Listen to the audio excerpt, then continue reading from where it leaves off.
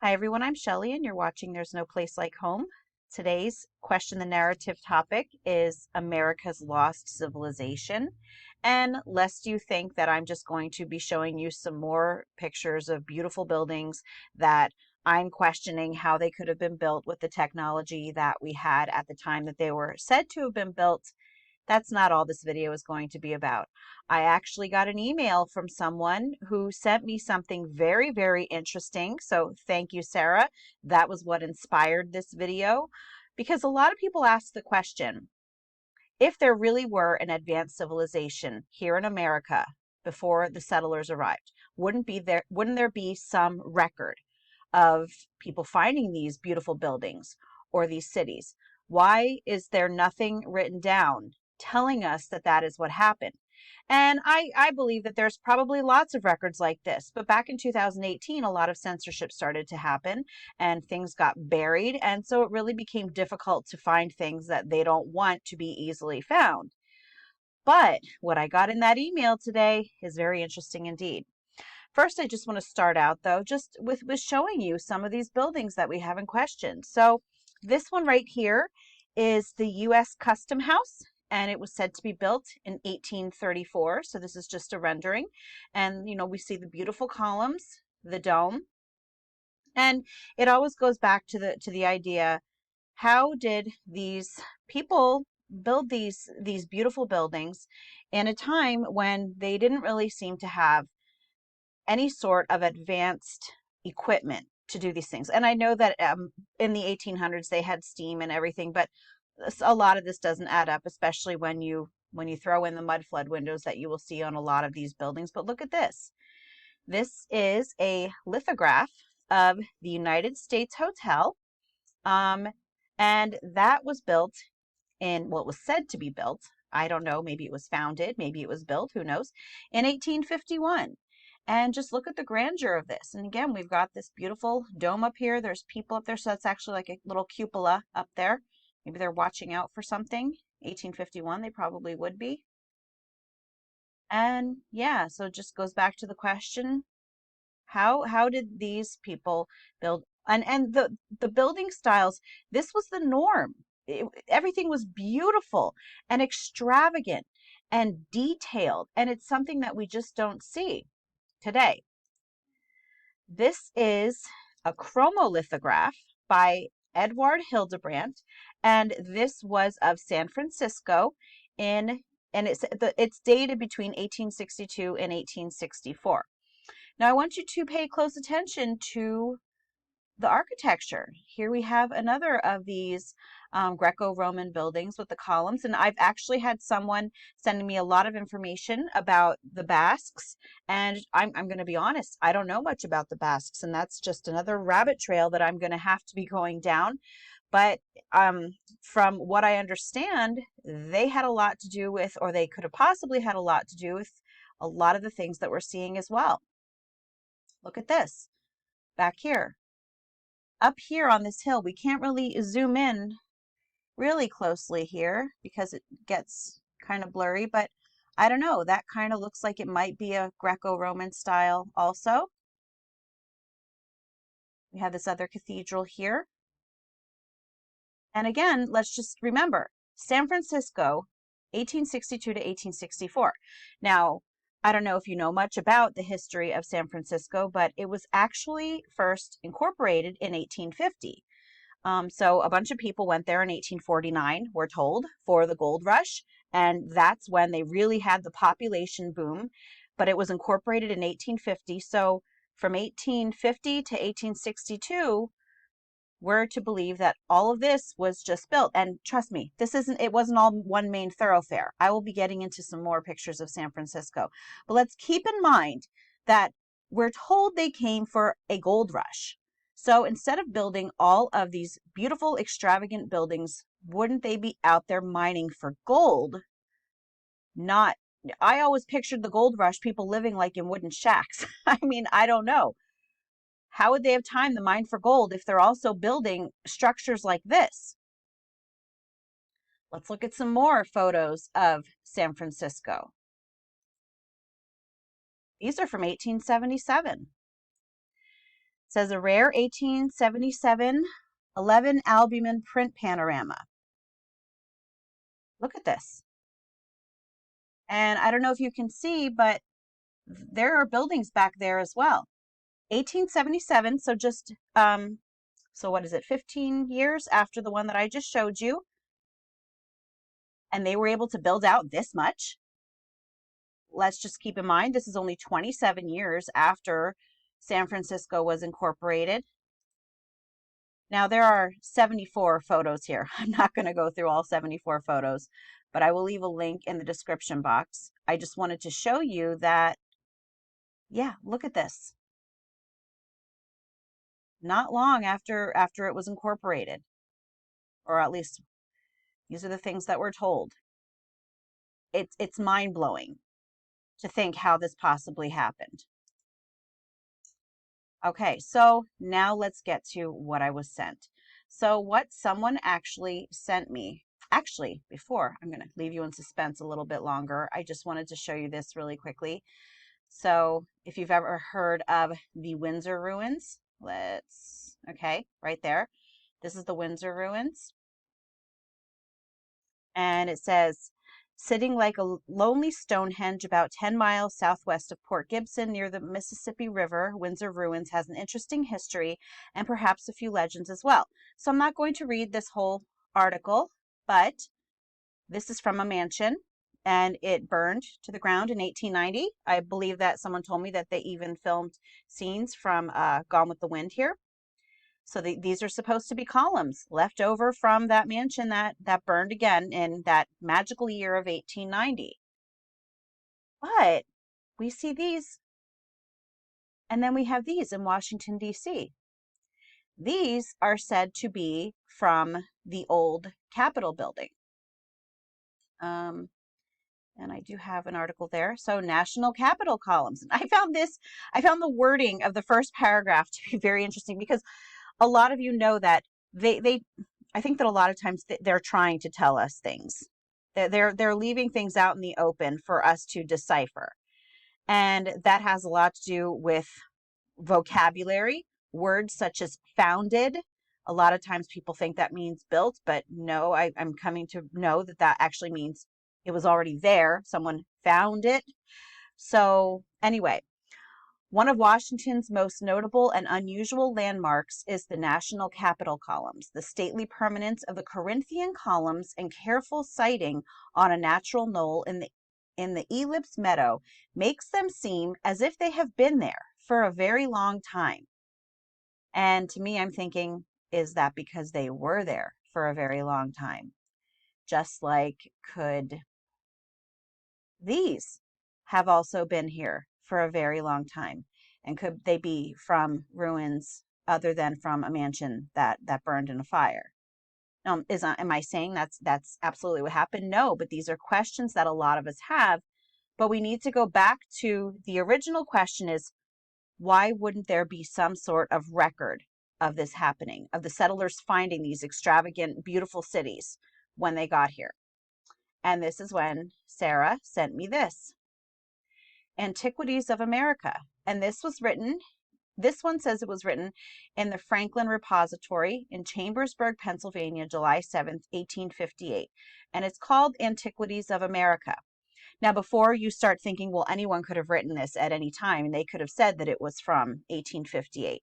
She was very thorough. I can't even pretend to have found this. She sent this to me, and she actually originally heard of it on a John Levi video, which I'm sure I've already seen, but I've been watching his videos for a couple years now.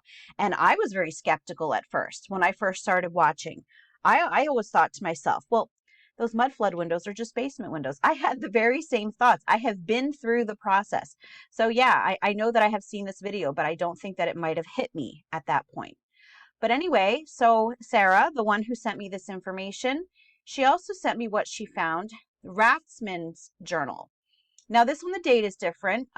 It's from January 6th, but also 1858. And as we know, newspapers very often share content, just like, the Associated Press does today. They'll print something and other newspapers also print it. And so that isn't something that would be, unheard of. But look what we see in this newspaper right here, Antiquities in America. And I just want to show you, just from the first paragraph here, that it is indeed one and the same. So we'll read just the first few sentences here. Throughout the entire length and breadth of the country, washed as it was by the waters of two mighty oceans and abounding in natural resources, enormous beyond what is impossible to conceive, we find much to admire in the aspect and beauty of nature. So we read that there, okay? Let's go back to this one that she showed me, which is much easier to see. Throughout the center, length, and breadth of the country, washed as it was by the waters of two mighty oceans, and you will see that it is the exact same thing that we see in this newspaper here. So I have that here. I'm going to try to link this in the description box. I don't know if I can link a PDF. We'll see what I can do about that. But anyway, yeah, it's the exact same thing. So again, it's called Antiquities in America, and it's right here, right for you to see in this article or in this newspaper from 1858. But we're going to read it over here because it's something that you need to hear. I will not read the entire thing because it is a very long article, but I'm going to read you what I think are the most revealing. Strange as it may appear, America abounds in antiquities, so extensive, so beautiful and majestic as to rival those of Thebes of Nineveh. So let's take a look at Thebes of Nineveh. This is what Thebes at Nineveh was said to look like. And what this article from 1858 is telling us, that it abounds in antiquities as to rival those of Thebes of Nineveh. Let's continue on. Ruins of ancient cities of immense extent, fortifications, mounds and pyramids, temples with walls built of hewn stone, showing a refined taste in architecture and adorned with human figures, beautifully executed. Large altars ornamented with hieroglyphics, probably giving a record of those who reared them, but which no man has been able to decipher. Remains of ancient palaces, with beautiful specimens of sculpture and painting, with many other marks of greatness, prove to us that this is not a new world, but that a powerful empire existed at a very remote period of time, teeming with a population highly skilled in arts, and in a state of civilization far beyond anything we have been led to conceive of the Aborigines previous to the discovery of the continent by Europeans. Before I move on, I want to point out the word Aborigines. Someone in the comments also told me about this. I had never realized it before. And I have to thank all of you who dropped this information in the comments. You are such a huge source for me. You show me so many different things. I wouldn't know so much of what I know if it were not for you. But let's look at the word Aborigine, because I never thought of this. But what does the prefix ab mean? So origines, we know that would come from the word original. Well, what does ab mean? Well, the prefix ab or abs is a Latin origin which means away from or separation. This means there is a sense of being away in most of the words that begin with ab or abs. By the guidance of ab meaning, the word abnormal means away from being normal or the opposite of normal. So my question to you is, if ab means away from, does the Aborigines that we're told are the natives to America, to Australia, well, then what does the ab mean? Away from original? Is it perhaps that they were not the original ones here? I don't know. I'm not saying anything either way, but I find it very interesting. Again, when you go into how they use language against us to fool us, we have this word aborigine, which means away from the original, separated from the original. Let's move on. The Antiquities of America extend from the eastern shores of Maine and Massachusetts to the Pacific, and from the Great Lakes and British Dominions to Perth and La Plata in South America. In fact, throughout the extent of the continents. Immense forests grow over the ruins of large cities. Do you hear that? And the gigantic size of the trees, which indications that other generations of trees sprung up and grew before them, proves the ruins were in existence before the Christian era. They were there before the settlers came. In every portion of the United States, interesting ruins have been found. Sculptured figures of 100 animals of different species, executed in a style far surpassing the Indians. The state of Ohio abounds in ruins at towns and fortifications with extensive towers and pyramids. At Marietta and in Missouri, beautiful pottery, silver and copper ornaments, and pearls of great beauty and luster have been dug from the earth. Under the earth. Could that be from a mud flood? In the caves of Tennessee and Kentucky, mummies have been found in a high state of preservation, clothed with cloths and skins of various texture, inlaid with features. Like discoveries have been made at Carrollton near Milwaukee in the state of Wisconsin. Ruins of huge fortifications appear. Similar ruins appear in the state of Missouri. On the south side of the Missouri River, in the western portion of the state, is an enclosure of some 500 acres, which includes the ruins of a building, no doubt an ancient tower, with walls 100 feet high and 80 at the base, attached to which are a redoubt and citadel, with work much resembling the structure of a tower in Europe. But it is in the south of Mexico that magnificent and beautiful ruins present themselves in abundance. Ruins of majestic cities and magnificent temples and altars with beautiful works of sculpture tastefully wrought, palaces adorned with paintings, colors chiefly sky blue and light green, which show by their richness and elegance to be the work of highly cultivated people. Just going to skip down to just a little bit because, again, this is a pretty long article. But thankfully, we are able to at least visit some of these ruins in Mexico. But the idea that I'm getting from this article is that although we are shown the ruins of, for example, the Incas, or from the Mayans, or from the Aztecs, I believe that there was a civilization very similar to the architecture that what we see in North America that was also in Mexico. Okay, so I just skipped down a little bit, but we're going to start here. At Palenque, a city of great extent, are immense ruins with the remains of a royal palace. One temple, that of Copan, is 250 feet by 650 and supposed to have been as large as St. Paul's at Rome. Another temple of great dimensions is here, having an entrance by a portico 100 feet long and 10 feet broad. It stands on an elevation of 60 feet. The pillars of the portico are adorned with hieroglyphics and other devices. Different objects of worship have been found, representations of the gods who were worshipped in this country. These temples, with 14 large buildings and many other objects of curiosity, stand here as monuments of ancient greatness to remind us of the remote origin of a mighty empire. The city has been called the Thebes of America, and travelers have supposed that it must have been 60 miles in circumference and contained a population of 3 million souls. I just skipped down a little bit further. I'm just trying to read the really relevant information to you. But again, I'm going to leave this link in the description if you want to read the whole thing for yourself. It is fascinating. I'm going to start right here. In some respects, the style of architecture resembles the Gothic, being massive and durable, while in other respects it resembles the Egyptian. Yet the general construction, manner, and style of architecture is different from anything hitherto described in the world. In Egypt, hieroglyphics on stone denote remarkable events which no one has yet been able to decipher. A dark shade rests on the Antiquities of America, and few rays of light enliven the gloom.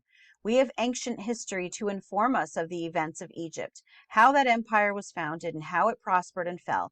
We have the same record at Babylon, Nineveh, Greece, Rome, and Carthage. But not the least information have we in relation to those who erected these cities. What people, whence they came, not a ray of light to dispel the gloom which seems to rest on the earliest history of America. Architecture, sculpture, painting, and all the arts that adorn civilized life have flourished in this country at a period far from remote. There is evidence sufficient to prove that these cities were in ruins at least 16 or 1800 years ago. In Palenque are the remains of an altar over which grows the immense cedar, whose powerful roots enshrine it. The whole city is overgrown with mahogany and cedar trees of enormous size.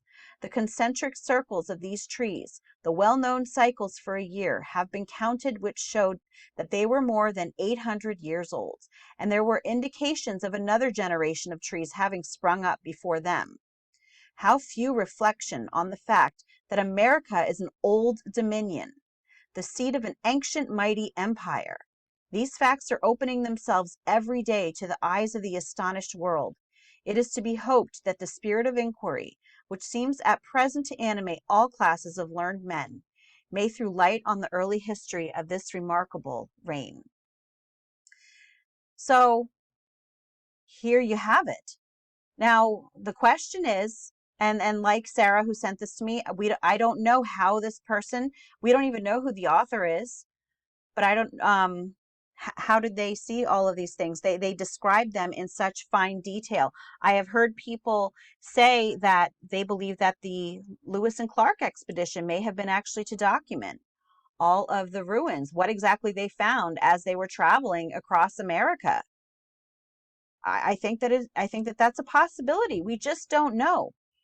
And so what we see here is that, yes, they were definitely describing in some of these paragraphs, they were describing what we typically see as Mayan ruins, or as, you know, the pyramids that we see in Mexico and the ancient cities. Yes, they're definitely talking about that in some of these places, or some of these paragraphs, sorry.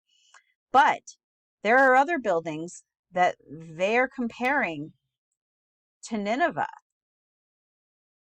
They are, at one point they said it resembled Gothic architecture. It was compared to, a tower was compared to one in Europe. It was compared, there were some that were compared to Roman cathedrals. So while what we see in South America and Mexico right now, in places that a lot of tourists will visit, I think that there has been much discovery done when regarding those civilizations. But was there another civilization besides that is kind of still lingering in the darkness? And is that the one that we are discovering today? That's all that I have for you today. If you like this video, give it a thumbs up. If you haven't subscribed yet and would like to hear more of what I have to say, I would love if you would do that. If you have any questions or comments, you can leave one either here or over on Instagram. And if you like my work and would like to check out my Patreon page, I will leave a link in the description box for that as well. And I hope you have a great day.